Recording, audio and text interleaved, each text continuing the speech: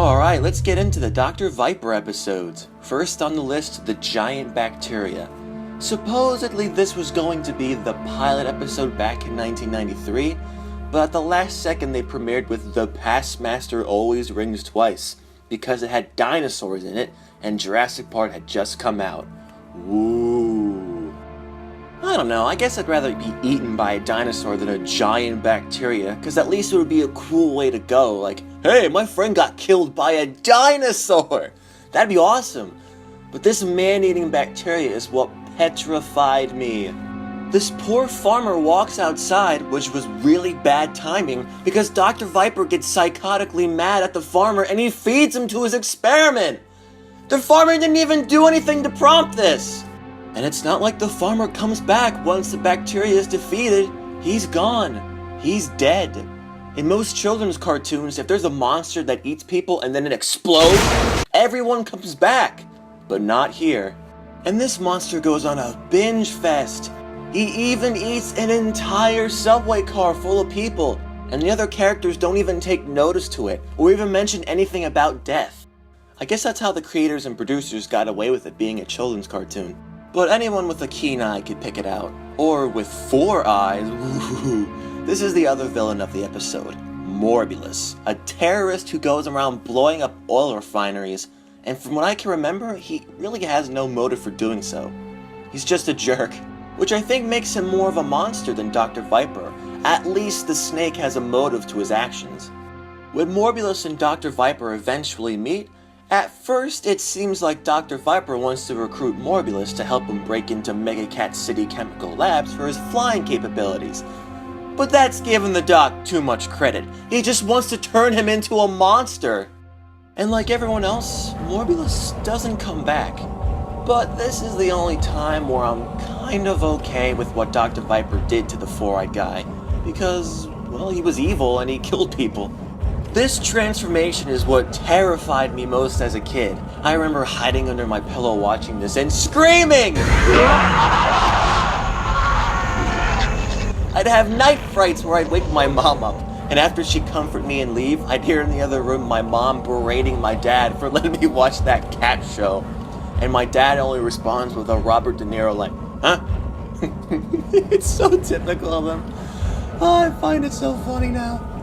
Seeing it now, 20 years later, it's not that bad of a scary transformation. There's far worse that come to mind, like from the Kids TV show. Kids TV show Inhumanoids.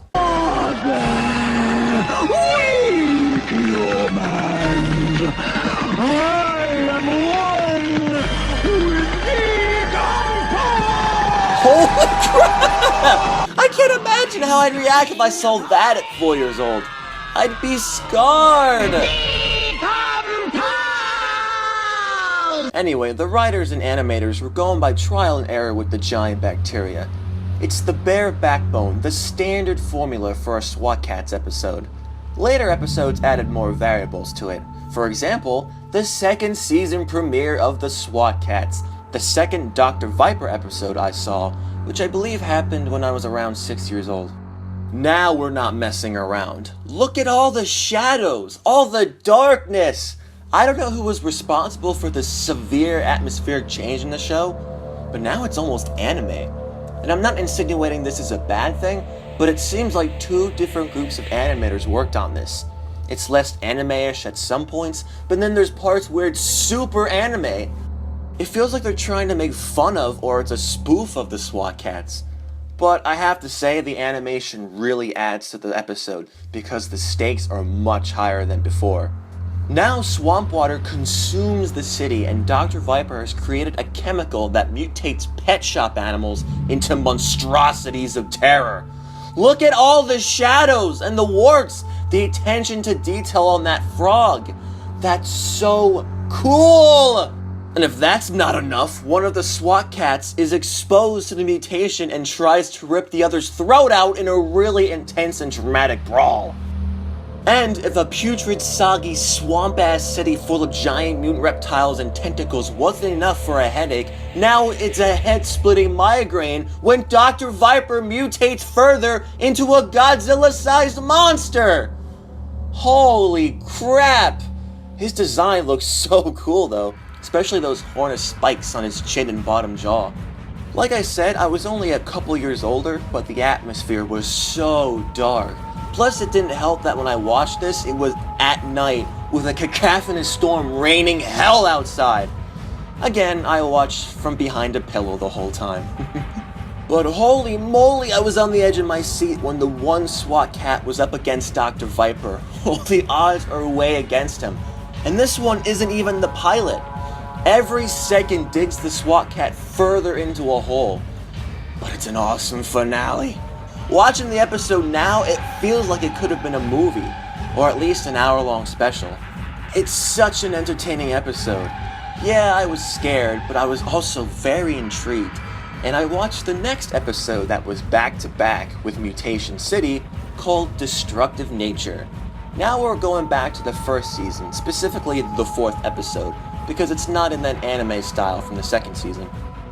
Out of the 3 that I saw, this one is the least scary and suspenseful, but it still isn't a brisk walk in the park. Dr. Viper once again creates a formula that causes plants to not only grow gigantic, but now they're plant animals that only, of course, obey his command. The plant animals look disgusting, but simultaneously reek with coolness. And whereas Dr. Viper in the previous episodes is deranged and almost feral, he's kinda funny here. He has this strange love for this festering sack of puss. His plan is for this mound of glop to explode, and its spores would destroy the city and grow it into a mutated swamp, which Dr. Viper yearns for. The best part is when the one SWAT cat infiltrates the plant-infested building, and that's where it gets really intense, especially when he's in the elevator shaft. Holy cripes! Again, I hid behind that pillow. It was scary. Once again, it has an entertaining final act. Not as good as Mutation City, but it's still good. While the one SWAT cat is brawling with Vipey, the other SWAT cat is retrieving rocket fuel coolant so he can freeze the entire building, which kills all the plant animals. When I was a kid, I didn't really think much of this scene, but now watching it again as an adult, this may be the stupidest moment in SWAT Cat's history. It's lazy writing! Explain the nature of your emergency. Over. Here's the deal. What's that SWAT cat want with a tank of super rocket coolant? Who cares? If the front office wants to give freeze juice to a vigilante, who are we to argue? I almost find it offensive, but funny at the same time. So, I had watched these 2 episodes in the same night when I was 6 years old, and I thought, I'm tough, I can get through this. Nope.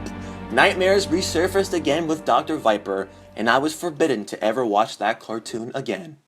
Until one day, I suddenly remembered this show when I was looking up cat movies from my previous Pussy Galore videos, and I discovered that Dr. Viper was featured in 2 more episodes.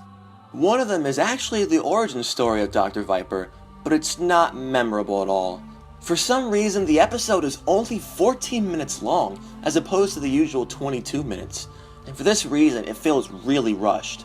Before he was a monster, Dr. Viper was a scientist named Elrod Purvis, and he was working with another scientist to regenerate plants using reptile hormones, since some reptiles have the ability to regenerate their limbs and tails. He steals the chemical out of greed, but like a dumbbell falls down the steps, dies with the stuff on him, and comes back from the dead as a snake mutant.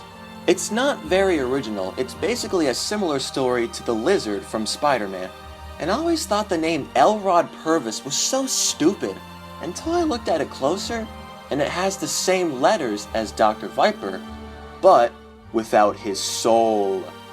Ooh. The other episode features him sharing the screen with another villain named Dark Cat, as the 2 team up to try to eliminate the SWAT Cats. Dr. Viper plays second fiddle to Dark Cat, which felt awkward at first, but the scientist is a degenerate psycho, where Dark Cat is more of a calculated overlord. Man, I really missed out on these other villains, as well as the whole show, thanks to this nut fart. The nightmares as a kid were awful.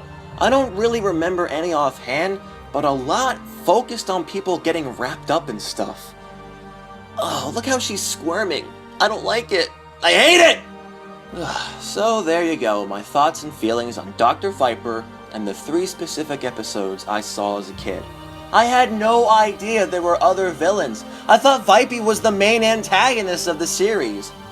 So next time, we'll take a gander at all the other villains that tussled with the SWAT cats. The moon is full, the blood's flowing through my veins, I'm seeing red! It's that time of the month.